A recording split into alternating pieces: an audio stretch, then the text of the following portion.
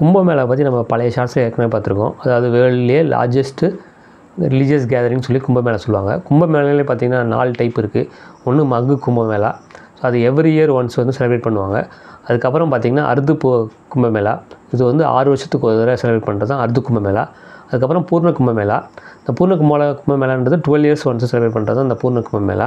அதுக்கப்புறம் மகா கும்பமேளா, இது வந்து 140 இயர் ஒன்ஸ் வந்து செலிப்ரேட் பண்ணுறது தான் அந்த மகா கும்பமேளா.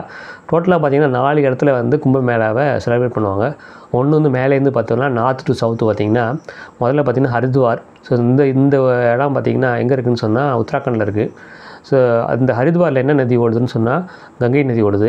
அதுக்கப்புறம் பார்த்திங்கன்னா பிரயாக்ராஜ், அதாவது பழைய பேர் அலகாபாத், அங்கே பார்த்திங்கன்னா 3 நதி ஓடுதா சொல்கிறாங்க.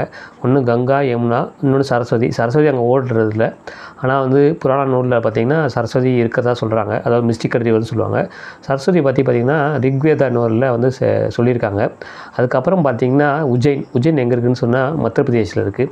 உஜ்ஜைனை நம்ம வந்து ஹிஸ்ட்ரியெல்லாம் எப்படி பார்க்குறதுன்னு சொன்னால் அசோகா வந்து பாட்டலிபுத்திர ஆண்டுறதுக்கு முன்னாடி அவர் உஜ்ஜைனில் தான் வந்து ஆண்டார்.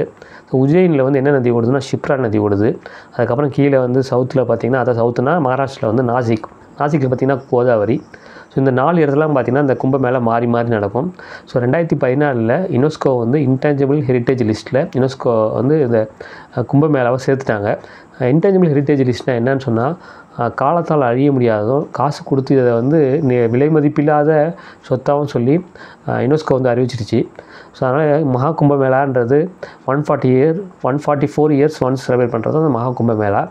ஸோ கும்பமேளா தான் world largest religious gathering. So இப்போ நடந்தது பார்த்திங்கன்னா 2025 வந்து அலகாபாத், அதாவது பிரயாக்ராஜ் நடந்தது. கிட்டத்தட்ட வந்து 67 கோடி மக்கள் கிட்டத்தட்ட வந்து புனித நீராடி இருக்காங்கன்னு சொல்கிறாங்க. அதாவது அந்த புனித நீராட இடம் வந்து திரிவேணி சங்கம் சொல்லுவாங்க. அதாவது இந்த 3 நதியும் அங்கே தான் வந்து இணைஞ்சு ஓடுறதா சொல்கிறாங்க. ஸோ அங்கே தான் வந்து புனித நீராடுவாங்க. கிட்டத்தட்ட ஒரு 67 கோடி மக்கள் வந்து புனித நீராடி இருக்கிறதாக சொல்லியிருக்காங்க உத்தரப்பிரதேஷ் கவர்மெண்ட்டு.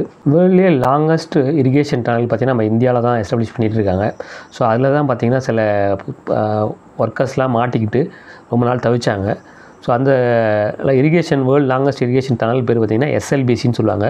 இந்த SLBCக்கு என்னென்னா Srisailam left bank kennel. So இது வந்து 2 டிஸ்ட்ரிக்ட்டுக்கு இரிகேஷன் பர்பஸ்க்காக வாட்டர் கொடுக்குற இடம். ஸோ 2 டிஸ்ட்ரிக்ட் என்ன டிஸ்ட்ரிக்ட்னா நல்கொண்டா, இன்னொன்று கம்மம். இந்த 2மே ஆந்திர பிரதேசில் இருக்குது. இந்த ஸ்ரீசைலம் லெஃப்ட் பேங்க் கேனல் பார்த்திங்கன்னா நிறைய ஃபாரஸ்ட் ஏரியாவும் கடந்து போகுது. முக்கியமாக பார்த்திங்கன்னா ஒரு ஏரியாவை கடந்து போகுது, அதான் அமர்கர் டைகர் ரிசர்வ்.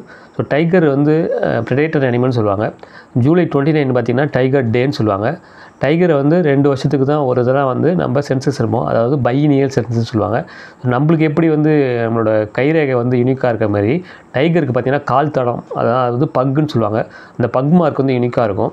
ஸோ டைகர் வந்து is a predator animal. So based on population of tiger the wealth of forest is determined.